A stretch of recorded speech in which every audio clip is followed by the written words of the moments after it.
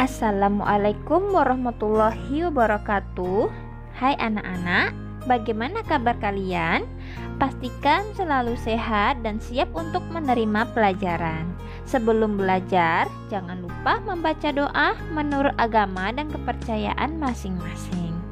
Baik, sebelum kita simak videonya, jangan lupa subscribe dan like agar video ini terus berkembang dan memberikan informasi yang bermanfaat. Baik anak-anak, kita akan melanjutkan kembali pembahasan kita mengenai tema 7 kepemimpinan, subtema 3 ayo memimpin, pembelajaran 2. Tujuan pembelajaran kita hari ini yaitu yang pertama, siswa mampu mengidentifikasi jenis-jenis patung dengan benar. Yang kedua, siswa mampu menyebutkan ciri-ciri patung, jenis patung, serta bahan dan teknik pembuatan patung dengan benar. Yang ketiga, siswa dapat membuat rencana pembuatan karya patung dengan baik. Yang keempat, siswa dapat menjelaskan hubungan yang dialami pada masa pubertas dengan kesehatan reproduksi dengan benar. Dan yang kelima, siswa mampu membuat karya berisi cara menghadapi masa pubertas dengan baik. Banyak pemimpin yang dibuat patungnya sebagai bentuk penghormatan dan untuk mengenang jasa-jasanya. Siapa pemimpin idolamu? Adakah patungnya? Anak-anak, perhatikan gambar berikut ini. Setelah itu, ayo mengamati. Perhatikan gambar patung di atas. Nomor 1. Siapakah tokoh yang diwujudkan dalam bentuk patung itu? Jawabannya, itu adalah tokoh proklamator, yaitu Insinyur Soekarno dan Dr. Andes Muhammad Hatta. Pertanyaan nomor 2, apa bahan pembuatannya? Jawabannya, bahan pembuatannya dari batu granit atau batu andesit, batu marmer, semen, pasir, dan baja. Pertanyaan nomor 3, menurut perkiraanmu, bagaimana cara pembuatan patung itu? Nah, jawabannya, batu itu dari bahan granit atau andesit dipahat berdasarkan bagian-bagian tertentu. Setelah jadi tiap bagian, kemudian direkatkan dengan semen. Jika ada bahan yang menggunakan besi atau baja, maka merekatkannya dengan bilas atau penyambungan besi dengan cara dibakar. Nah, anak-anak ibu, diskusikanlah hasil pengamatan kalian, lalu ceritakan kepada kelompok lain dan bapak atau ibu gurumu. Jawabannya adalah tokoh yang ada pada gambar diamati adalah patung tokoh proklamator, yaitu Insinyur Soekarno dan Dr. Andes Muhammad Hatta. Fungsi patung tersebut adalah patung monumen. Jenis patung tersebut adalah berbentuk figuratif, jenis zondebos atau patung yang berdiri sendiri dan terlepas di kanan kirinya. Bahan patung dari bahan keras seperti batu dan besi atau baja. Anak-anak, sekarang ayo membaca. Bacalah teks berikut mengenai patung si gale-gale yang dapat menari. Anak-anak, pada zaman dahulu, kerajaan di Samosir dipimpin oleh Raja Rahat. Dia memiliki anak sematawayang bernama Manggale. Suatu saat Raja Rahat meminta anaknya untuk berperang melawan musuh di perbatasan. Manggale pun pergi berperang, tetapi dia tidak pernah kembali. Dia meninggal. Jasadnya tidak pernah ditemukan. Raja Rahat pun sedih hingga jatuh sakit. Masyarakat setempat ingin menghibur raja. Mereka membuat sebuah patung yang menyerupai Manggale dan menamainya si Gale-Gale. Gale dalam bahasa Batak Toba artinya lemas. Pada waktu itu, dukun di sana juga ikut membantu memanggil roh Menggale agar masuk ke dalam patung tersebut, sehingga patung si Gale-Gale dapat bergerak-gerak sendiri seperti orang yang sedang menari. Patung si Gale-Gale sampai saat ini masih dapat kita jumpai ketika berkunjung ke Tomok, Pulau Samosir. Hanya saja dalam pertunjukan tersebut, patung si Gale-Gale sudah tidak dimasuki roh lagi. Patung ini dapat bergerak-gerak karena digerakkan dengan penggerak mekanis. Maksudnya itu digerakkan dengan mesin ya anak-anak ya. Jadi tidak ada roh lagi. Anak-anak, sekarang ayo mencoba. Mungkin kamu telah sering melihat berbagai patung, baik secara langsung dari gambar atau fotonya. Ada berbagai macam patung, tergantung dari tema, bentuk, dan teknik pembuatannya. Carilah informasi mengenai hal-hal berikut. Yang pertama itu adalah ciri-ciri patung. Yang kedua, jenis-jenis patung. Yang ketiga, bahan pembuat patung. Dan yang keempat, teknik pembuatan patung.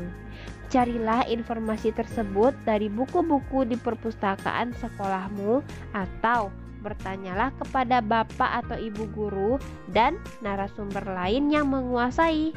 Tuliskan informasi yang kamu dapatkan dalam bentuk laporan.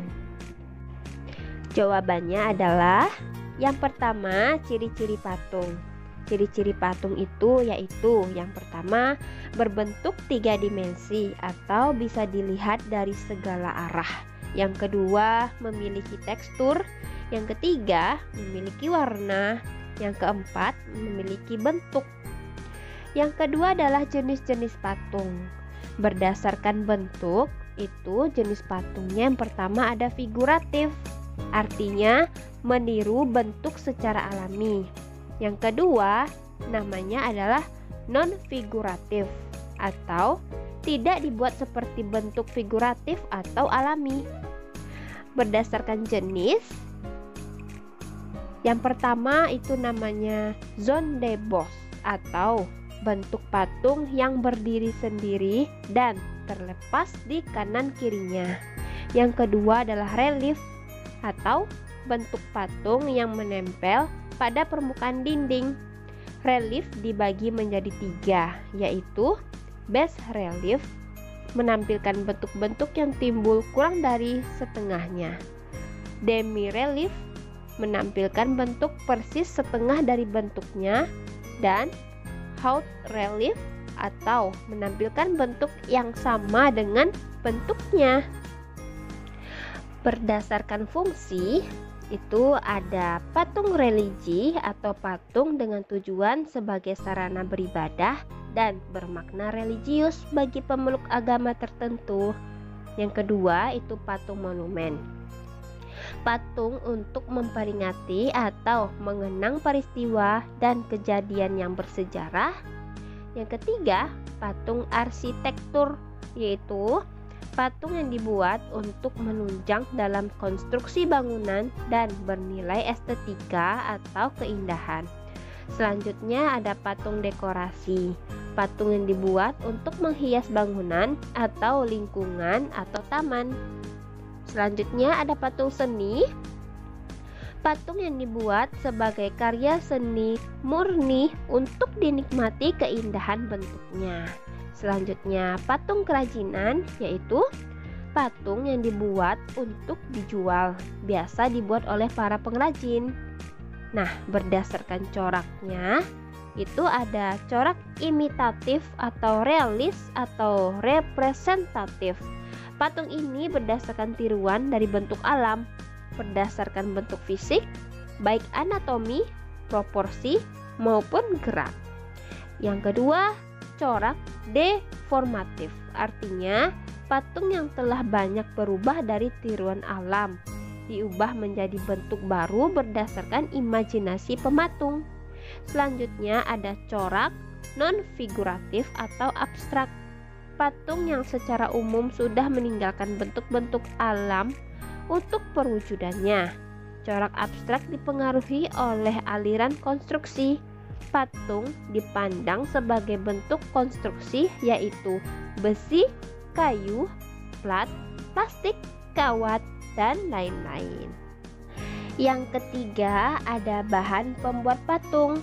Yang pertama ada namanya bahan lunak, yaitu material yang digunakan lunak dan mudah dibentuk itu seperti tanah liat, plastisin, sabun, dan lain-lain.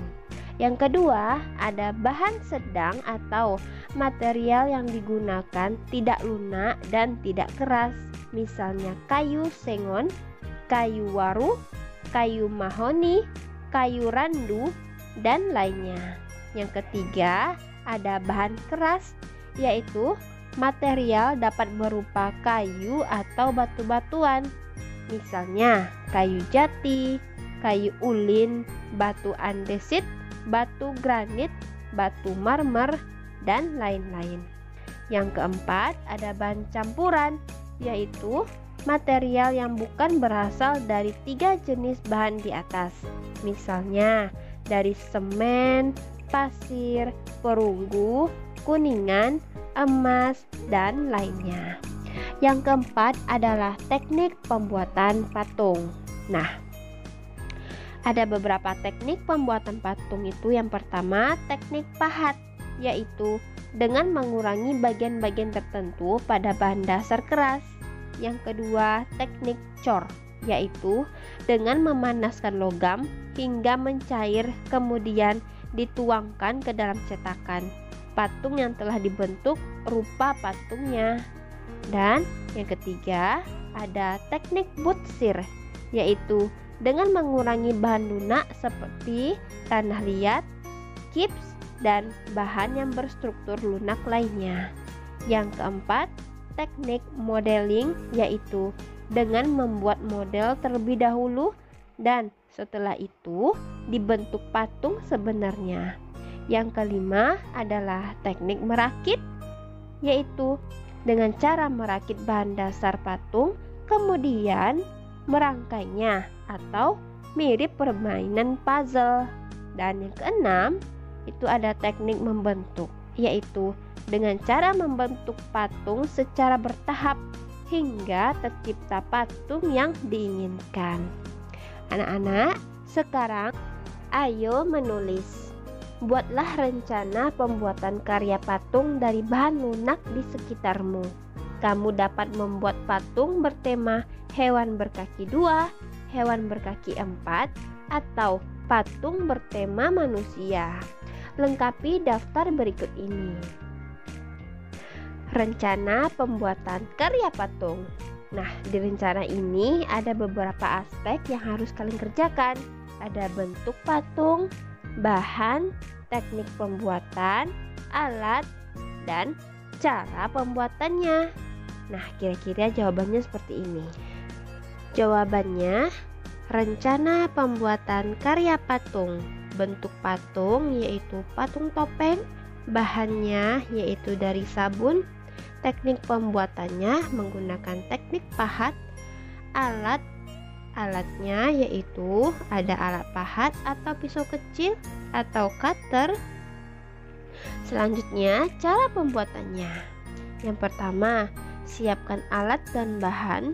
Yang kedua, membuat sketsa atau model atau desain patung pada kertas terlebih dahulu.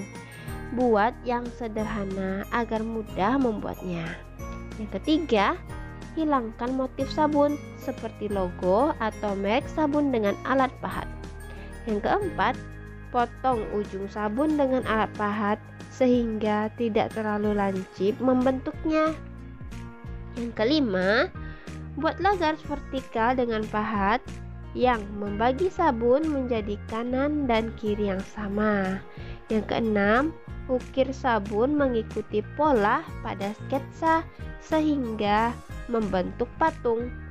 Gunakan garis bantu vertikal supaya bagian kanan dan kiri patung simetris. Simetris berarti seimbang ya Nana ya.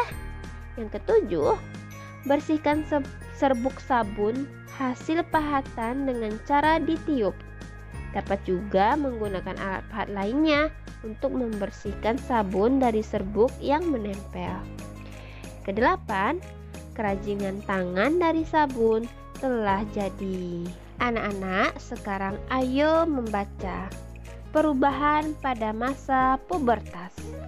Tahapan perkembangan dan pertumbuhan manusia umumnya terbagi menjadi balita, kanak-kanak, remaja, dewasa, dan usia lanjut. Masa remaja merupakan peralihan dari masa kanak-kanak menuju masa dewasa.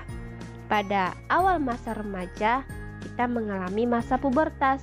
Pada masa ini terjadi perubahan pada tubuh, baik yang terlihat maupun tidak. Di dalam tubuh, hormon reproduksi mulai dihasilkan. Pada perempuan, hormon ini akan mengakibatkan sel telur matang. Pada laki-laki, hormon reproduksi akan mengakibatkan tubuh memproduksi sel sperma. Jika sel telur dan sel sperma bertemu, dapat terjadi pembuahan dan tumbuh menjadi bayi. Pada umumnya, pada masa ini, kesehatan reproduksi remaja akan memperlihatkan ciri-ciri pubertas. Pada perempuan, dia akan mengalami menstruasi setiap jangka waktu tertentu, umumnya setiap 28 hari sekali. Pada laki-laki, dia akan mengeluarkan sperma. Ciri-ciri lain ditandai dengan perubahan tubuh yang terlihat. Pada perempuan, misalnya, payudara akan tumbuh sebagai persiapan untuk memberikan ASI atau air susu ibu bagi bayinya kelak. Pada laki-laki, otot-otot tubuhnya berkembang lebih besar dan kuat, sehingga diharapkan laki-laki lebih kuat secara fisik untuk melindungi keluarganya. Nah, anak-anak, sekarang ayo berdiskusi. Persiapkan apa yang harus dilakukan untuk menghadapi masa pubertas. Diskusikan bersama kelompokmu. Nah, jawabannya, persiapan yang dilakukan pada masa pubertas antara lain sebagai berikut, yaitu yang pertama, selalu mendekatkan diri kepada Tuhan Yang Maha Esa. Yang kedua, mencari informasi, bertanya, dan berdiskusi tentang pubertas kepada orang yang mengerti. Yang ketiga, selalu berpikir positif dan melakukan perbuatan yang positif. Yang keempat, banyak membaca buku pengetahuan. Yang kelima, berlatih merawat diri sebelum puber datang karena akan terjadi perubahan. Dan yang keenam, meminta bimbingan dari orang tua. Anak-anak, sekarang ayo berkreasi. Bersama kelompokmu, buatlah karya berupa peta pikiran berisi persiapan menghadapi masa pubertas sesuai hasil diskusi kalian. Warnai dan hiasilah peta pikiran itu seindah dan semenarik mungkin. Nah, kira-kira bisa jadi kerjanya seperti ini.